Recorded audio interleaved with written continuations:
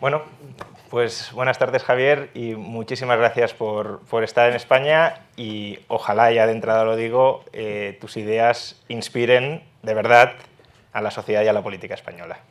Eso de entrada. Pero precisamente, ¿cuáles son tus ideas? ¿Qué es el liberalismo libertario? A ver, voy a hacer una pequeña intro sobre las características del libro, y además agradezco a La Razón, a Deusto, por este espacio y sobre todo por tener el honor de estar con Juan Ramón aquí, que para mí es un placer enorme. El libro es un libro, es mi tercer libro con Planeta, digamos, con lo cual, y este es el primero de la serie, digamos, que es El Camino del Libertario, que es del 22, El fin de la inflación es del 23, y del 24 está en este momento Capitalismo, Socialismo y la trampa neoclásica.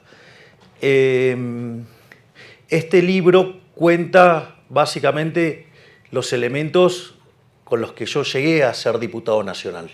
Es decir, cómo fue ese camino. Lo cuento porque es relevante a los hechos de lo que estás planteando.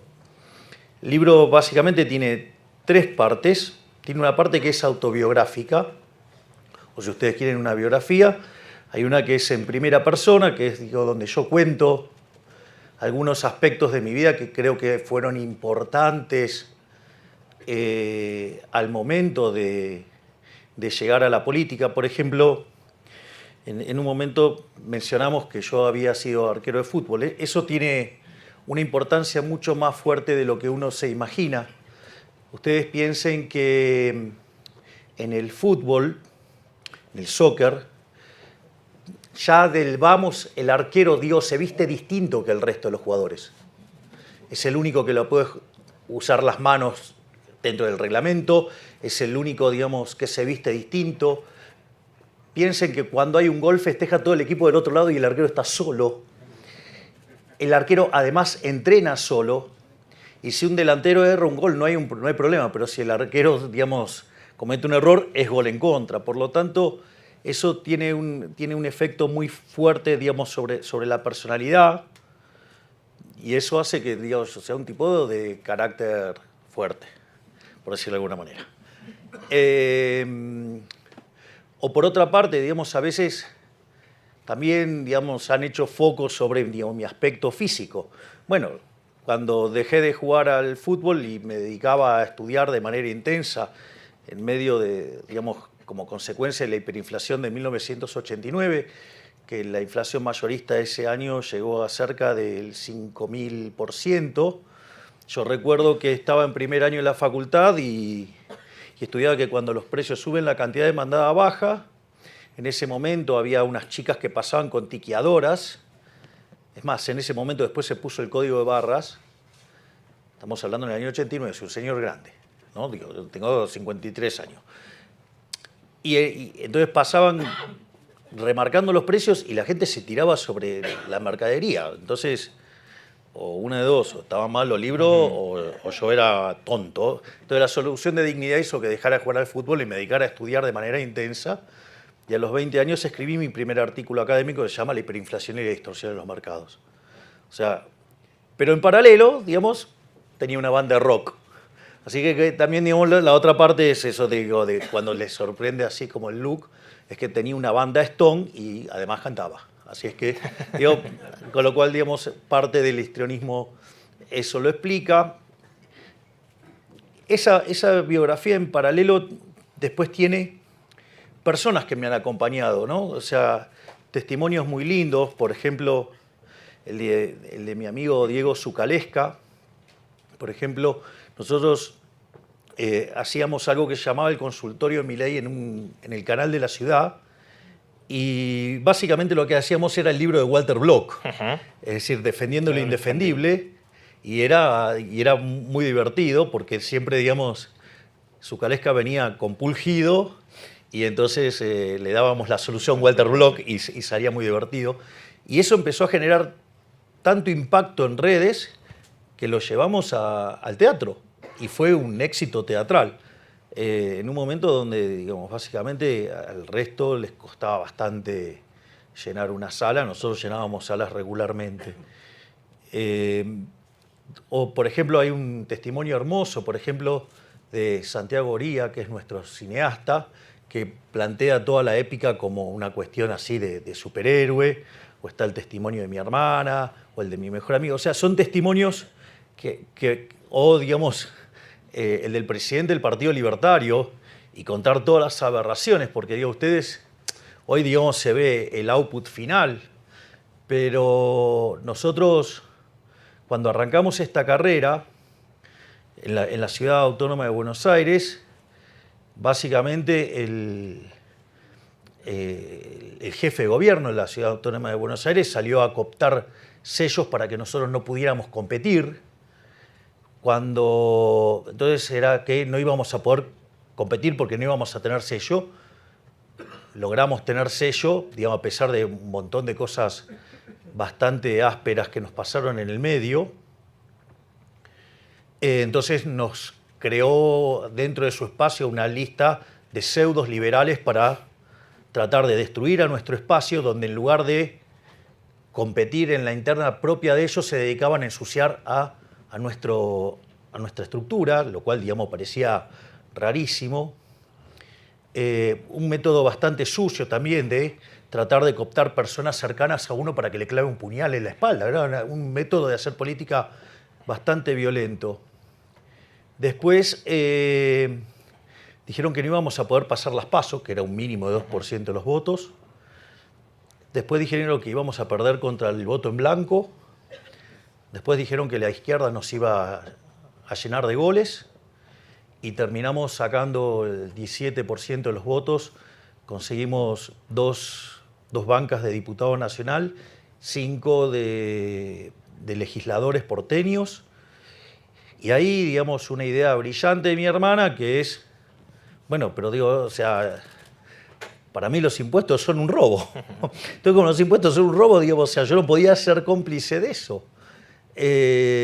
Entonces, bueno, la forma era cómo le devolvíamos a la gente los impuestos. Y la realidad es que si lo hacíamos a dedo, o lo hacíamos con algún criterio de esas características, casi que me sentía como que era un político más haciendo redistribución del ingreso. Entonces, digo, me ponía también bastante incómodo y al jefe, a mi hermana, digamos, genialmente se ocurrió, ¿por qué no lo sorteamos?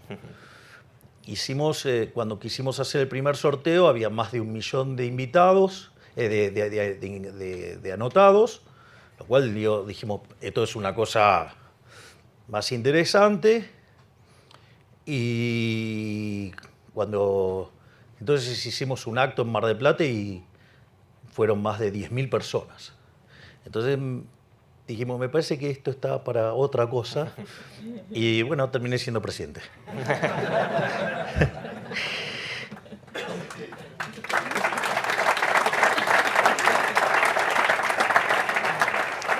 Después, el libro tiene una parte que es sobre cuáles temas de la teoría económica que yo llevaba a los distintos debates y programas de televisión y demás, con los que me hice muy popular.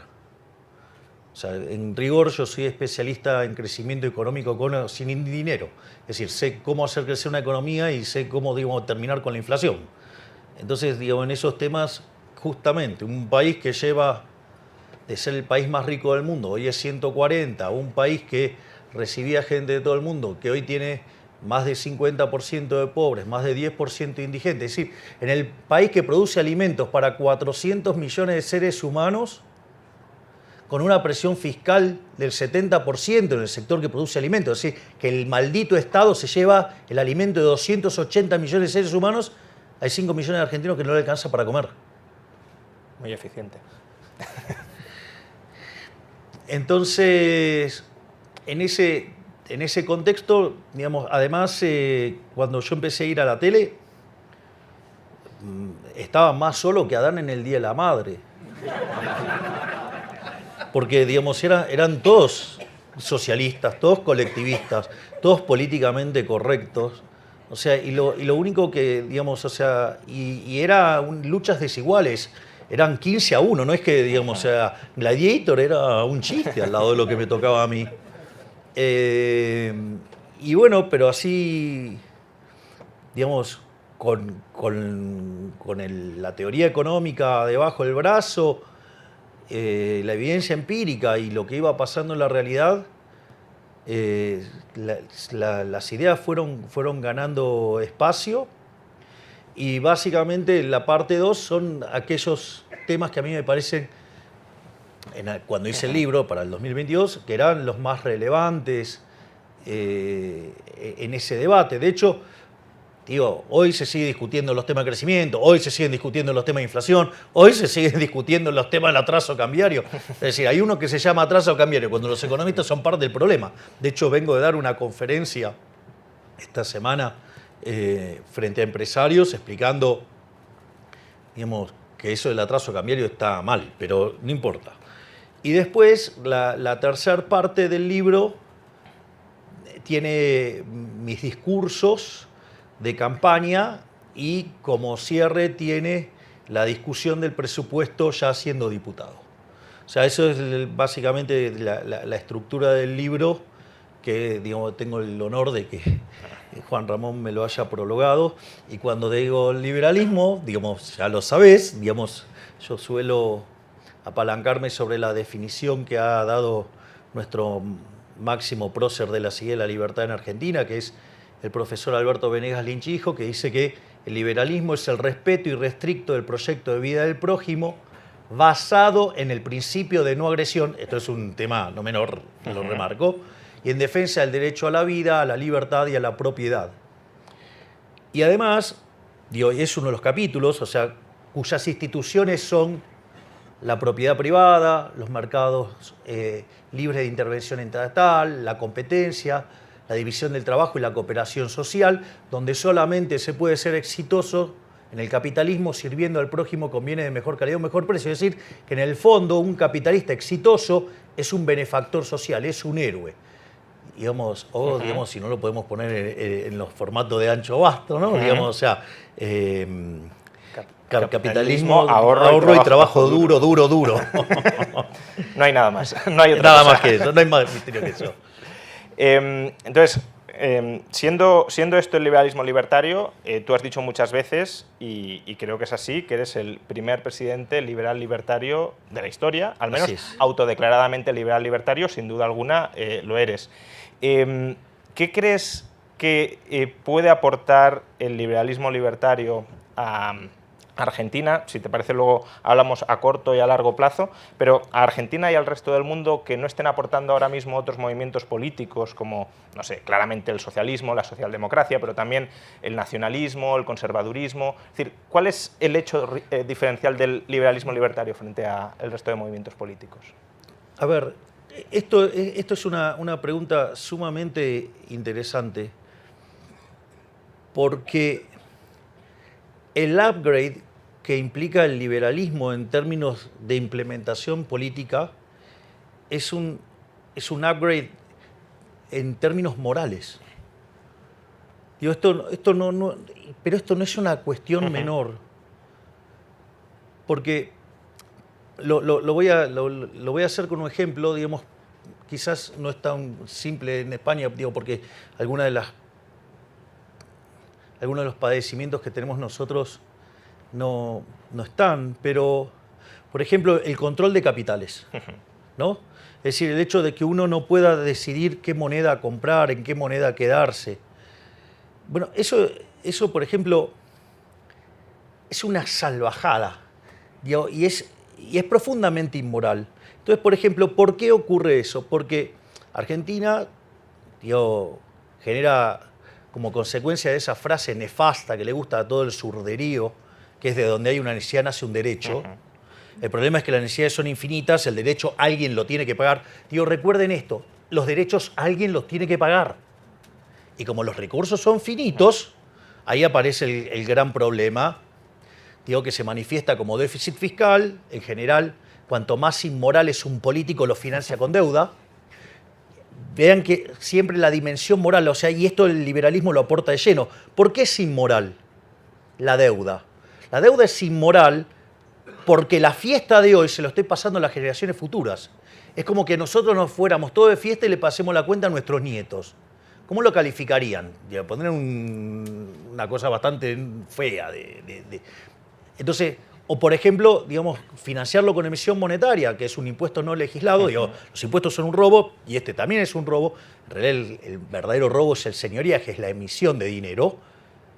Pero no solo eso, sino que además es profundamente regresivo. Entonces pega con más fuerza sobre los más vulnerables. Es decir, en Argentina, por ejemplo, pasa que los mayores fanáticos del señoriaje y el impuesto inflacionario son los progres.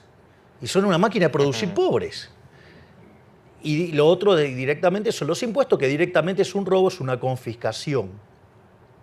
Entonces, ¿qué es lo que pasa? Cuando se quedan ya sin recursos, terminan yendo por la emisión monetaria. Y eso empieza a generar inflación.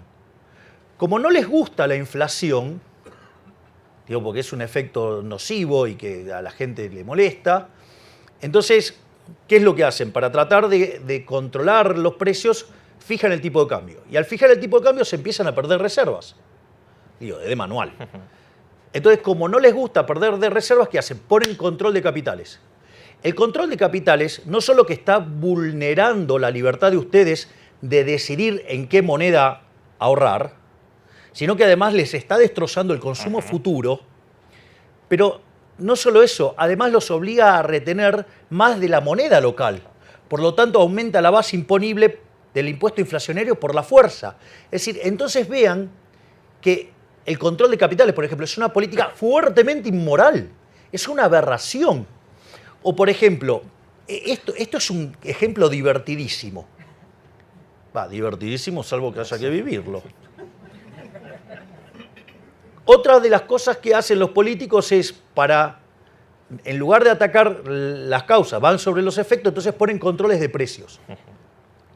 Entonces, por ejemplo, durante la última etapa del kirchnerismo, antes de que llegáramos nosotros al poder, entonces, ¿qué es lo que hizo el kirchnerismo? Frente al hecho de que estaban subiendo los precios y que no les cumplían los acuerdos de precio y aparecía el desabastecimiento, por lo cual también hay ley de abastecimiento, ley que nosotros hemos eliminado con el DNU. Pero no solo eso, sino que además es interesante. Entonces, ¿qué hicieron? Mandaron a la patota de los sindicatos con palos para controlar los precios. Entonces, digo, es que está claro que eso es una aberración. Ahora, un sector de la oposición, la crítica era, no hay que mandar a los patoteros, hay que mandar a la policía. Es decir, digo, el patotero legal. Es decir, entonces no es que... Pero esto, es más, fíjense, terminan siendo más nefastos y más siniestros que los propios populistas kirchneristas, porque el populista kirchnerista mandó a los patoteros, se terminó el gobierno kirchnerista, nadie manda más a esos patoteros. Ahora, ¿qué es lo que hace? Digamos, esa parte de la oposición cobarde que quería mandar a los uniformados a controlar los precios, es mucho peor, porque ¿qué es lo que hace? Manda una ley para que se haga eso. Con lo cual tienen un problema más grande, porque ahora tienen que además sacar esa ley que institucionaliza la violencia, cuando en realidad esto nunca debería haber ocurrido, porque ustedes no lo deberían haber hecho por respeto del derecho de propiedad. Y ahí está, digamos, el respeto, digamos, a la vida, a la libertad y a la propiedad, justamente. Entonces, fíjense cómo es importantísima la definición de liberalismo y las instituciones, y cómo la cuestión moral. Es decir, ¿por qué? Porque la violencia está mal, la expropiación está mal. Entonces eso es una guía de la política económica. Y cuando uno le saca la pata opresora del Estado a la política, las sociedades florecen. Entonces, nosotros venimos de una decadencia de más de 100 años. O sea, a nosotros nos pasó literalmente como un sapo. Usted quiere cocinar un sapo, ¿cómo hace? Lo va a tirar en el agua caliente, salta el sapo. Entonces, ¿qué hicieron? Lo metieron en agua fría y después le pusieron la hornalla. Bueno, lo cocinaron. Lo cocinaron tanto Y se fueron tanto de mambo que terminamos habiendo un presidente liberal libertario, lo cual, digamos, no es normal en condiciones normales de presión y temperatura. Pero lo más interesante de esto, bueno, de hecho yo siempre dije que mi caso era un canto al error tipo 2. O sea, el error tipo 1 es cuando usted hace todo bien y le sale mal.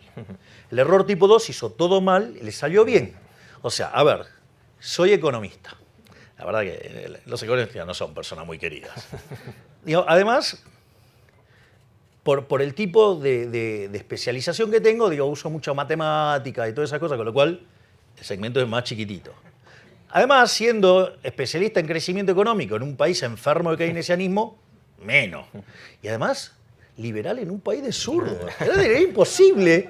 O sea, bueno, hicieron las cosas tan mal que acá estamos y estamos domando con mucho éxito la inflación. Nos dejaron plantada una hiperinflación, para que tengan una idea. Cuando nosotros llegamos, la inflación estaba corriendo al ritmo del 1% diario, es decir, al 3.700 anual. En la segunda semana de diciembre ya estaba al 7.500. La inflación mayorista del mes de diciembre estaba en 54%, que anualizado da 17.000.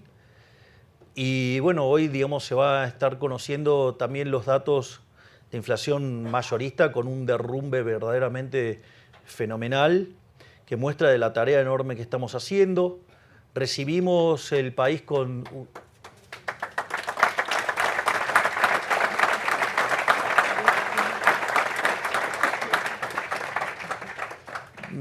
Recibimos el país con déficits gemelos por el equivalente de 17% del PBI. Piense que 4 es una alerta amarilla, rojo se van a dar una piña, 17 imagínense. De esos 17, 15 se debían al déficit fiscal, 5 en el Tesoro Nacional, 10 en el Banco Central. Nos decían que era imposible ajustar en el Tesoro más que un punto y nosotros en realidad tuvimos una política de mucha austeridad y terminamos haciendo un ajuste de 7 puntos del PBI, o sea, sobrereaccionamos el Tesoro, con lo cual, digamos, por eso ahora podemos relajar un poco las condiciones. Llevamos 4 meses seguidos de superávit financiero. Y en cuanto al déficit cuasi fiscal, es decir, el que genera el Banco Central, de 10 puntos del PBI ya lo llevamos a 3, con lo cual hicimos otros 7 ajustes más. O sea, llevamos hecho en menos de 5 meses hicimos un ajuste de 14 puntos del PBI.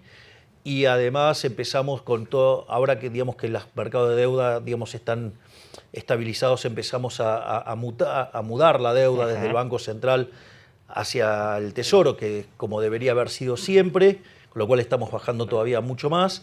Y bueno, y estamos logrando encaminar digamos, el tema de la inflación, digamos, vía una política fiscal muy dura, vía un saneamiento del Banco Central y el sinceramiento del mercado de cambios, el cual, digamos, más tarde o más temprano vamos a terminar abriendo el mercado y al mismo tiempo lo que se empieza a ver es que la economía tocó un piso entre el mes de marzo y abril, con lo cual ya hay indicadores que muestran que la economía está recuperando. Por lo tanto, eso que decían que era imposible hacer, mentira, no era imposible, sí se puede hacer, pero uno tiene que tener el coraje. Y en eso el liberalismo es nuestro norte. Es decir, cuando yo voy a las reuniones de gabinete y tomo decisiones frente a mis ministros, siempre el norte está pensado en la libertad. Aviso, no es un camino, digamos, rectilíneo uniforme. O sea, ustedes saben a dónde quieren ir. En el medio hay escollos.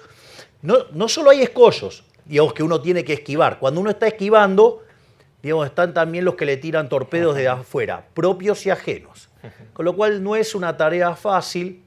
Por eso a veces uno ve como que pareciera que hay algún desvío frente a las ideas de la libertad y en realidad tiene que ver con que... Los equilibrios políticos. Exactamente, hay cuestiones de índole política que hacen que uno tenga que... El conjunto de restricciones es más grande. Miren, les voy a confesar algo. Yo soy muy amigo de un gran economista argentino que se llama Juan Carlos de Pablo. Y cuando yo leí el artículo de Murray Newton Rothbard Monopolio y Competencia, que es parte de ese libro maravilloso, El hombre, la economía y el Estado. Está en el tomo 2, si no me equivoco. Nada, me volví ANCAP, como correspondía. Y entonces yo tenía muchas charlas con el profesor de Pablo y la verdad que eso me había puesto insoportable, estaba bastante áspero. Y el profesor de Pablo, digamos, él entrevistó a todos los ministros de Economía y presidente del Banco Central desde la mitad del siglo XX en adelante. Entonces, a mí una de las cosas que decía, pero ¿por qué, digamos, alguien que sabe tanto y con tantas cosas es tan condescendiente? Y si bien yo siempre traté de incorporar las restricciones, vos sabés que tenemos muchas de nuestras filas que les cuesta incorporar las restricciones,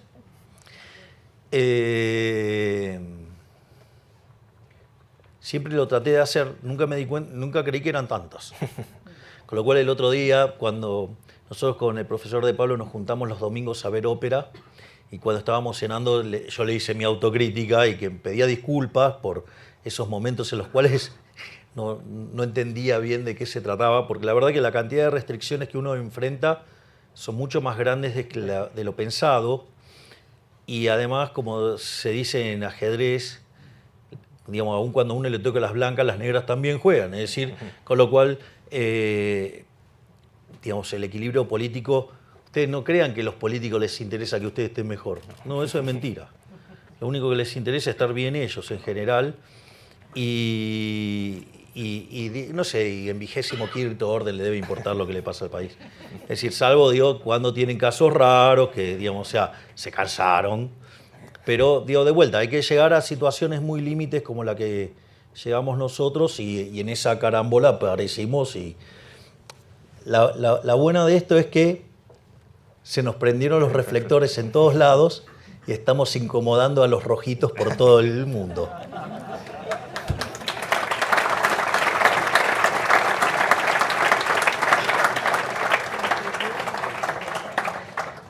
Una duda sobre situación y precisamente sobre horizonte. Ahora mismo, tú mismo lo has comentado, consideras inmoral el control de capitales, pero hay un cepo que por esas restricciones políticas estáis manteniendo. Después de eliminarlo, ¿cuál es el horizonte? Porque en los últimos días yo al menos he leído titulares de estamos preparados para la dolarización, descartamos la dolarización.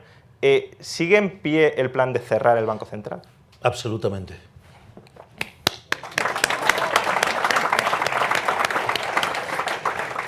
El punto es el siguiente. Nosotros, digo, para más o menos tener la idea de la herencia que recibimos en el Banco Central. El Banco Central, por cada peso de base monetaria, había más de 3 de pasivos remunerados, que era lo que generaba este tremendo déficit cuasi fiscal de 10 puntos del PBI. Al mismo tiempo había deuda con importadores, la famosa CIRA, que eran más de 50.000 millones de dólares. Las reservas netas del Banco Central eran negativas en 12.000 millones de dólares. Había control de capitales y la brecha era del 200%, o sea, era una relación 3-1 el paralelo respecto al oficial. Además, teníamos vencimientos en pesos por el equivalente a 90.000 millones de dólares. Teníamos vencimientos externos por 24.000 millones de dólares con el acuerdo con el fondo caído. Y además teníamos dividendos atrapados. Y además el gobierno anterior utilizó, como los bancos no querían financiar el déficit fiscal de manera directa, se utilizó al Banco Central como un mecanismo indirecto, que son estos instrumentos de los puts, que son puts americanos que encima me los pueden ejecutar cuando se les da la gana. Entonces, básicamente, los grifos de la emisión son el sector público, ese grifo nosotros lo atacamos con el superávit fiscal. Está el grifo del sector externo, ese es contra demanda de dinero, en principio no sería un problema, igual nosotros lo esterilizamos básicamente para recomponer digamos, la posición del Banco Central. Es más, de hecho, los compra el Estado, digamos, con el superávit, y va sacando deuda del Banco Central para, digamos, que se vaya recomponiendo. De hecho, el gobierno anterior, que vendía dólares todo el tiempo, nosotros en 5 meses compramos 16.000 millones de dólares. Sí.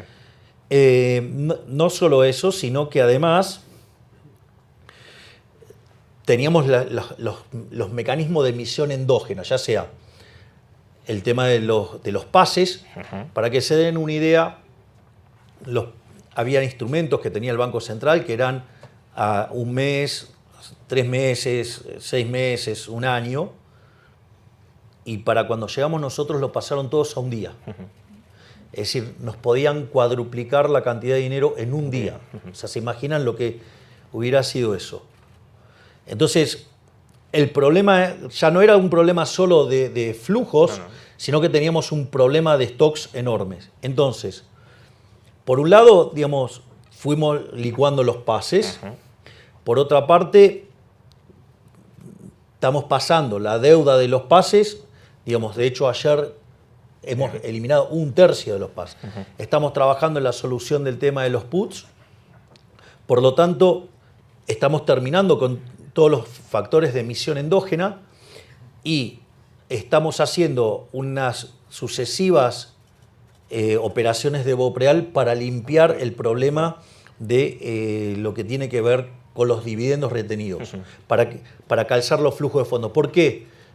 Porque si yo liberara todos esos fondos todos juntos, van y coyunturalmente me generan un aumento de demanda de divisas muy profundo. Eso me puede hacer saltar el tipo de cambio violentamente, me hace caer la demanda de dinero y me gatilla una hiper. Entonces, hasta que no termino de arreglar el problema de los stocks, no puedo abrir el cepo. Pero fíjate esto, nosotros hicimos un sinceramiento del tipo de cambio y lo llevamos a un nivel corregido por impuesto país que daba el tipo de cambio de mercado. Si hay un tipo de cambio de mercado. Y la brecha, y no hay brecha, ese es un dato no menor. Explico esto ¿por qué? Porque cuando nosotros, esto lo hicimos en el Hotel Libertador, donde mi amigo Santiago Abascal me vino a saludar y felicitarme, entre otros amigos también que vinieron, y estábamos con el ministro de Economía, con el presidente del Banco Central y otros miembros del equipo, y yo, o sea, y el consenso, digo, para que sepan también lo chanta que son muchos economistas argentinos, decían que había que poner el tipo de cambio en 600. Y tenían una hipótesis de que si salía bien, la inflación era más alta que la que hemos tenido. Y son lo mismo que ahora hablan de atraso cambiario. Nosotros, digo, concretamente esa decisión, digo, la tomé yo. Yo le dije al ministro Caputo, pongamos el tipo de cambio en algo que quede similar al mercado. Porque eso lo que iba a hacer era achicar el exceso de demanda de divisas, nos achicaban los otros excesos de oferta y por ende el sufrimiento en actividad y empleo iba a ser más bajo. Digo, lo cual nos dijeron de todo. Y entonces, si vos te fijas, nosotros ya estamos terminando de eliminar todos los factores de emisión endógena. Ya de hecho estamos avanzando en un acuerdo con los bancos para eliminar el tema de los puts. Ya eliminamos 1/3 de los remunerados, ya bajamos en más de un 80% el déficit cuasi fiscal. Por lo tanto, y ya estamos haciendo, y ya también estamos casi por la mitad de los dividendos, al margen de que arreglamos la CIR y todos los otros temas que arreglamos. Por lo tanto, cuando nosotros terminamos de sanear el Banco Central, digamos, lo que vamos a hacer es liberar el cepo. ¿Por qué? Porque esto es importante, no va a haber emisión por fisco, no va a haber emisión por sector financiero y no va a haber emisión por sector externo, con lo cual el tipo de cambio va a ser libre. Y esta es la parte interesante de cara al futuro que vos me estás preguntando. Nosotros vamos a mandar una ley donde esté prohibido emitir dinero, o sea que la emisión monetaria sea un delito, en el cual va a ir preso el presidente del Banco Central, el directorio, el presidente de la Nación,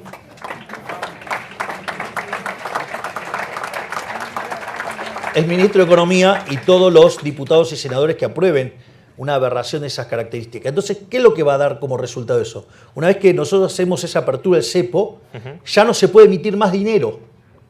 Al no emitirse más dinero, los consecuentes aumentos de la demanda de dinero si la economía empieza a crecer y empieza a recomponer el sendero intertemporal de consumo y demanda más dinero, esa monetización se va a hacer endógenamente por la gente, trayendo sus monedas extranjeras adentro de la economía.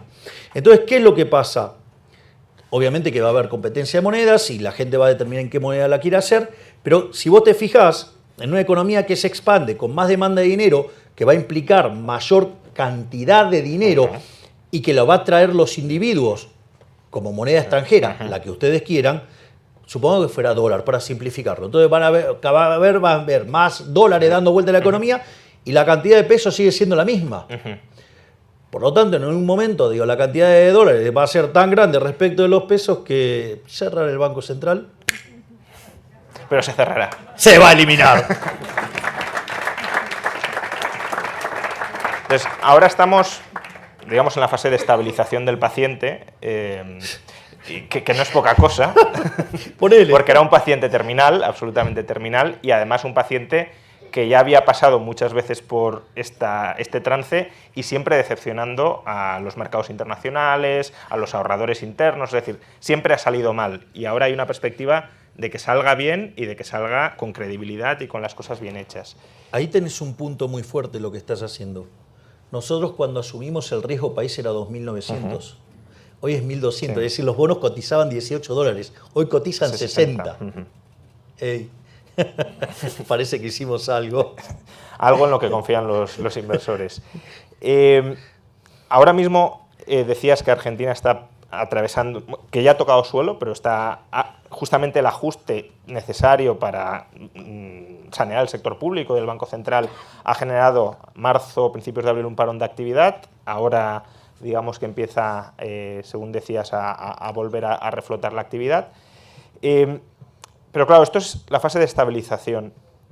Y tú siempre haces hincapié en el horizonte. Dices, mi horizonte, dijiste en una entrevista, mi horizonte es Rothbard, mi horizonte es Hoppe. ¿Cómo ves el horizonte o cómo te planteas? Obviamente, tú tienes un mandato de 4 años, pero ¿qué planeas o qué prevés para el más largo plazo una vez superado esta fase crítica de estabilización, que no es poca cosa? Ok. Primero, y esto es un tema trivial para nosotros, pero digamos no trivial para el público en general. Nosotros, cuando hacemos el ajuste, la única chance que había era de shock, digo, al margen de que nosotros... Primero, la evidencia empírica en Argentina muestra que todos los planes de shock, sacando el del 59, todos fueron expansivos y exitosos, y todos los gradualistas terminaron mal. Pero además, para hacer gradualismo hay que tener financiamiento. Digo, tampoco lo teníamos. Así que tampoco, digamos, o sea, yo soy enamorado del shock, pero tampoco había otra alternativa. Así que tampoco, digamos, no me voy a hacer el agrandado ahí porque tampoco tenía otra. Así que estaba bailando con la que quería. Digo, bueno, el orden espontáneo me jugó a favor. Gracias, papá, Adam Smith. Saliendo de eso, entonces, ¿qué pasa? Ese aumento del ahorro en un país con credibilidad cero, reputación horrible, era obvio que ese aumento del ahorro no iba a tener contrapartida de inversión y consecuentemente eso generó un derrumbe en el mercado de bienes y es la recesión, digamos, que uno empieza, que son los números del primer trimestre de la economía argentina. Digo, eso era cantado. De hecho, yo el día que asumo, a la gente le digo, no hay plata, va a doler, digamos, vamos a hacer esto. Digo, cosa que nadie creía que lo iba a hacer. Lo dije en campaña, lo dije el día que asumí y después lo hicimos. Y no solo eso, sino que el punto es, como muy bien decís, Juan Ramón, es que, digamos, tocamos piso, porque hay un montón de indicadores adelantados que muestran que tocamos piso. Entonces, ¿cómo va a venir la recuperación ahora y cómo esto después se enlaza con el largo plazo? En lo que tiene que ver con el corto plazo, digo, vos tuviste la contracción de demanda, digamos, entonces tiene que ver con la recuperación de la demanda. La recuperación de la demanda se está viendo, por ejemplo, en la recuperación de los salarios reales, digo, con los salarios ganándoles a la inflación, con los salarios ganándole fuerte a lo que tiene que ver con alimentos y bebidas y productos que tienen que ver con el hogar, con las jubilaciones ganándole a la inflación, porque como ajustan por inflación rezagada y la inflación a la baja, por lo tanto está también mejorando eso. Entonces, Eso es un componente, digamos, que va a recomponer. Después otro componente que empieza a recomponer es el tema de la inversión.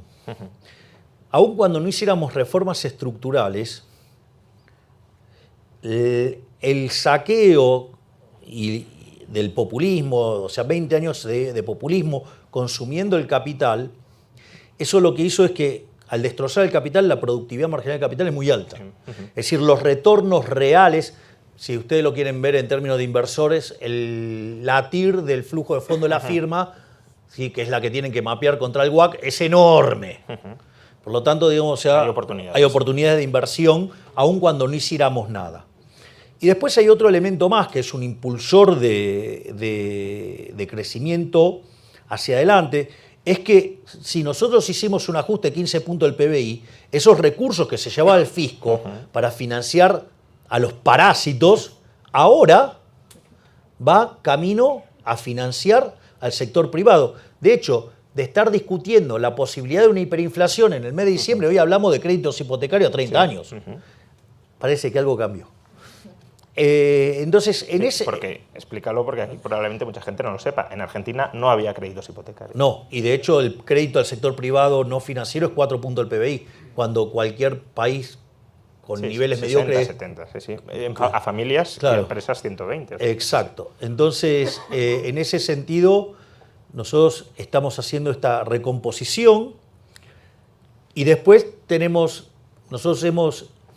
Para que se den una idea, la reforma más grande de la historia argentina la hizo Menem, y esa reforma, esa ley era 1/5 de lo que es nuestra ley bases. Es decir, nuestra ley base es 5 veces más grande, y además, no solo eso, sino que el DNU son 300 y pico. Nosotros mandamos cerca de 1000 reformas estructurales, así de la nada. En 2 semanas. En 2 semanas. Y les voy a decir algo. Van a tardar más o menos, pero van a salir. Y se vienen 3000 más.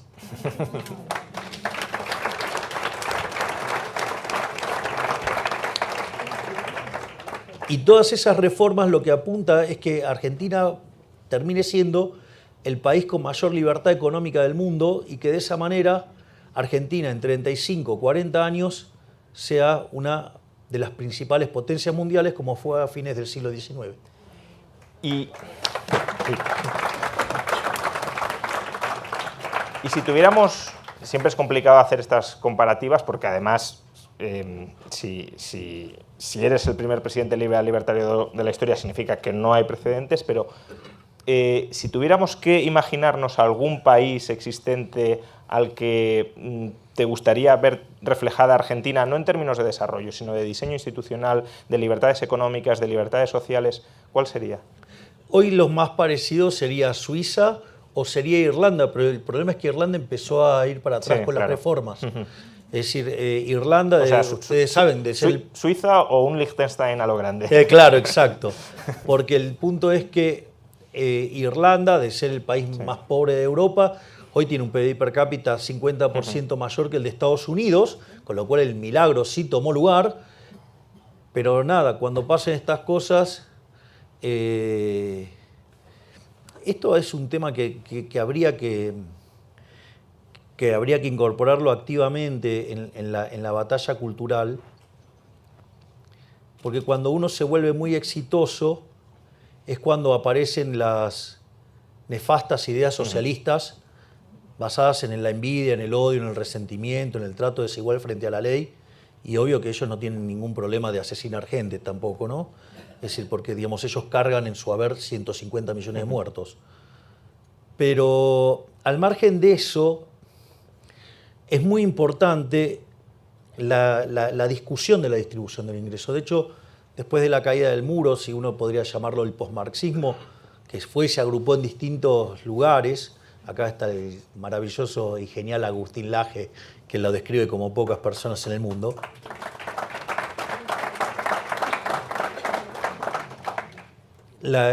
Trasladaron la idea de la lucha de clases a distintas cuestiones, y en la economía, digamos, la discusión sigue siendo de que no niegan la superioridad en el plano productivo del capitalismo, pero dicen que es injusto y que es insoportablemente injusto. Y me parece que esa es la discusión que hay que dar, y hay que ir con los valores morales. Y cuando uno vea los valores morales aberrantes detrás del socialismo, digamos, o sea, se daría cuenta que es no solo como diría Huerta de Soto, un fraude intelectual, sino que es un horror en términos humanos. Y además, pero una de las cosas que el socialismo, digamos, hace muy bien ahí, y que está muy bien plasmado en un libro de Mises que se llama La mentalidad anticapitalista, es cómo recurren a las miserias humanas para implantar sus ideas. A ver, supongamos que estamos ahora todos acá en una situación de equilibrio. Viene un shock que hace que por algún motivo nosotros querramos demandar más de un bien respecto a los otros. Ese bien, digamos, naturalmente, ¿qué va a pasar? Ese bien va a subir de precio. Obviamente que aquel que logre satisfacer esa demanda le va a ir muy bien, va a ganar mucha plata. Es decir, ese tipo es un héroe. Y los socialistas logran mostrar eso como una monstruosidad de que mirá todo lo que gana y cómo se abusa de los demás, cómo está explotando a los demás. Entonces, ese mecanismo por el cual ellos meten el problema, digamos, lo que hacen es darle una justificación bonita a la envidia. Entonces, y eso genera un ataque sobre el que genera riqueza y que lo que termina haciendo, digamos, es hundir al país. Yo vengo de un lugar donde eso se hizo, se llama Argentina, así que digamos, la idea de la justicia social es eso, es una idea de resentidos, envidiosos, que además es injusta, porque implica además un trato desigual frente a la ley, porque implica violencia, porque ustedes para hacer esa política redistributiva le tienen que robar a uno para dárselo a otro. Es decir, es verdaderamente aberrante la idea de la justicia social, y el correlato es que entonces aquel que tenía que invertir no termina invirtiendo, y entonces estamos todos peor. En cambio, digamos, si entendiéramos que ese que está ganando plata lo está haciendo sirviendo al prójimo con bienes de mejor calidad, mejor precio, es un héroe, y eso, entonces una sociedad muy dinámica y que crece mucho va a generar desigualdad. ¿Por qué? Porque cada vez que se crea un producto, cada vez que se resuelve una necesidad, ese individuo va a ganar dinero. Mire, está de testigo mi hermana. Una de las cosas más maravillosas que me pasó hablando con Elon Musk en un momento me dice, yo me levanto todos los días a ver qué quilombo le puedo arreglar a la gente. Claro. Tipo genial. O sea, ¿qué problema le puede arreglar a la gente? Eso es genial, digamos, porque entonces está pensando a ver cómo le arregla problemas a ustedes. Entonces, ¿a ustedes qué les importa? Digamos, si gana plata o más plata, menos plata, si les está haciendo la vida mejor. ¿Qué me importa, digamos, si viene alguien y hace estos anteojos 10 veces mejor y 10 veces más barato, digo, que gane mucha plata? Si yo estoy muchísimo mejor, tengo mejores anteojos y además, o sea, tengo más plata para gastar en otro montón de cosas. Es decir, digo, pero por eso, porque el socialismo, ese es lo que hace. Esto es como, hay un chiste que están dos personas, ¿no? Entonces, A y B. A tiene una oveja y está feliz con la oveja y todo bárbaro. Y se le presenta a B, el creador, y le dice, te doy lo que quieras. Digo, porque estaba profundamente envidioso que ya tenía una oveja. Entonces, ¿qué podría haber pedido? Que le dé una oveja, 10 ovejas, 100 ovejas, no tenía el creador enfrente, todo. Que se muera la oveja de hambre. Eso es el socialismo. Por eso se hunde.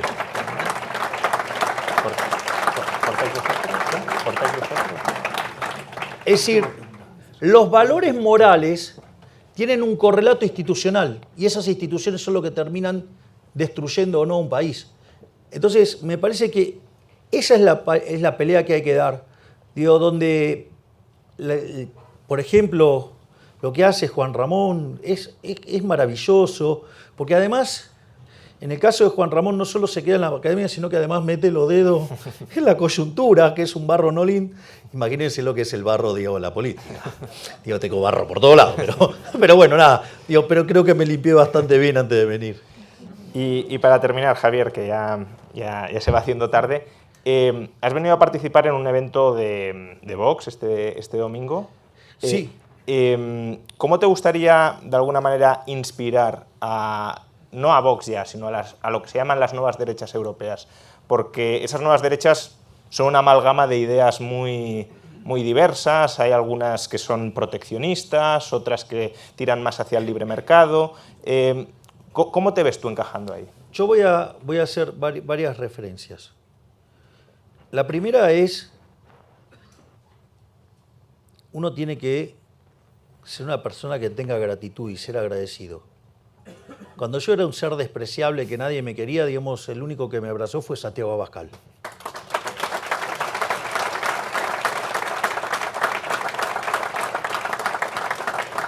Por lo tanto, era un imperativo moral participar del evento, porque además es un amigo y es un gran ser humano. Lo otro que hay que entender, que el poder es un juego de suma cero. Y si lo tienen los zurdos, no lo tenemos nosotros. Y eso ellos lo entienden. Entonces yo diría, miren, el cáncer de la humanidad es el socialismo. El enemigo es el socialismo. Si yo les tuviera que decir algo, es traten de ponerse todos. O sea, una de las cosas maravillosas que se dio ahora en Argentina y que cuando yo lo proponía durante la campaña y cuando ingresé en política era que tenía que haber un ordenamiento en términos ideológicos. Digo, para que la gente cuando vota sepa lo que vota. Entonces, que de un lado queden los colectivistas y del otro lado los que abrazan la idea de la libertad. Digo, después, obviamente que va a haber matices. Hay una frase de Friedman que era genial. Dice, mire, los liberales, hay distintos tipos de liberales, dice, mire, tienen los liberales clásicos, usted podría poner ahí a Adam Smith, lo podemos poner a Friedman ahí, hay algunos que hasta lo pondrían a Hayek ahí. Usted tiene los minarquistas, no sé, podríamos poner a Mises.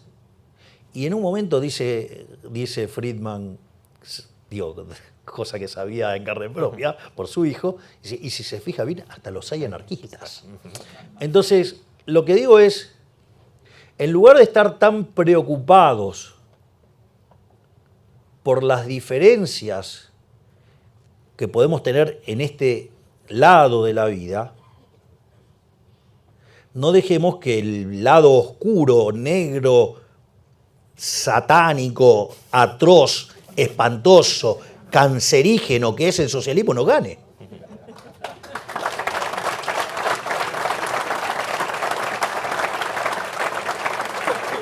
Pues hasta aquí, Javier. Muchas gracias.